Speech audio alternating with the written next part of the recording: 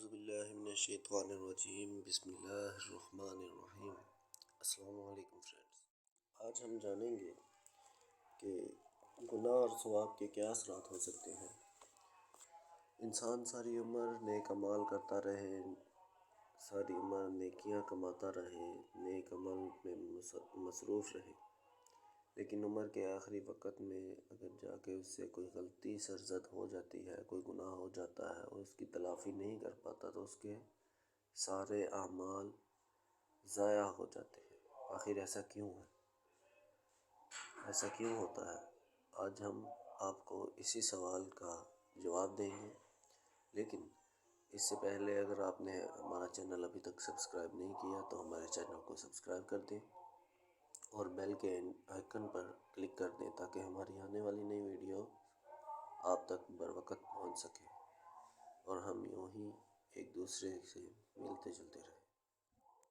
اب جیسا کہ دوستو حضور اکرم صلی اللہ علیہ وآلہ وسلم نے فرمایا کہ لوگوں کو پتہ نہیں ہوتا یا پتہ ہوتا ہے تو تمام عمر اپنی غلطیوں کا احساس نہیں کرتے، لیکن اللہ ایسا نہیں کرتا، بلکہ اللہ نے فرمایا کہ ہم کسی کے عمل ضائع نہیں کرتے۔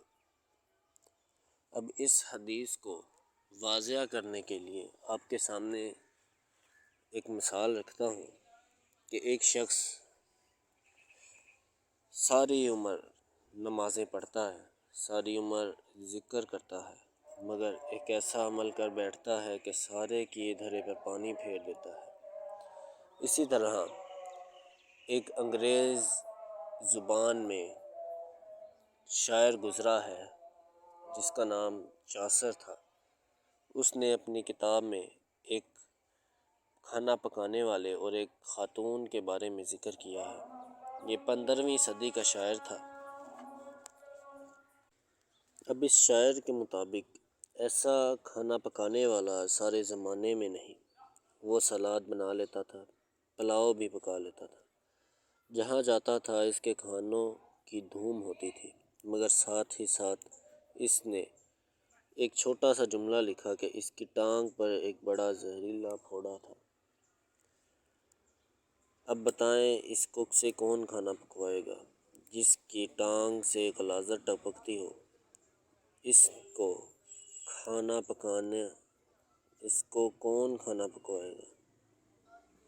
یعنی اتنی ساری تعریفوں کے بعد ایک جملے نے اس بیچارے کوک کو مٹی پیدل کر دیا۔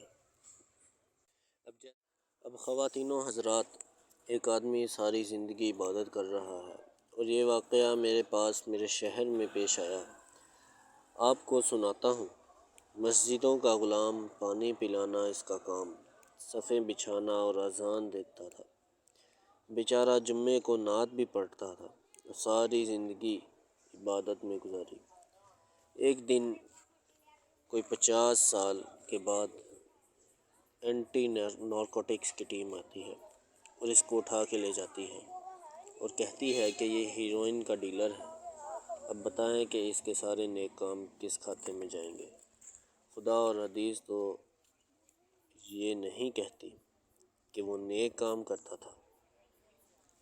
اب دور کیوں جاتے ہو؟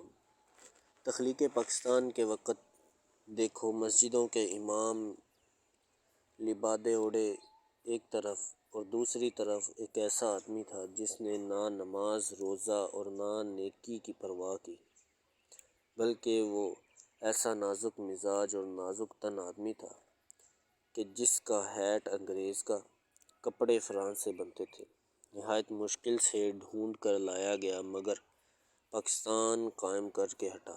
اور تربیت کا یہ عالم تھا کہ کسی نے پوچھا کہ اے قائد اعظم، تجھے اتنی محنت کر کے اس مصیبت میں پڑنے کی کیا ضرورت ہے؟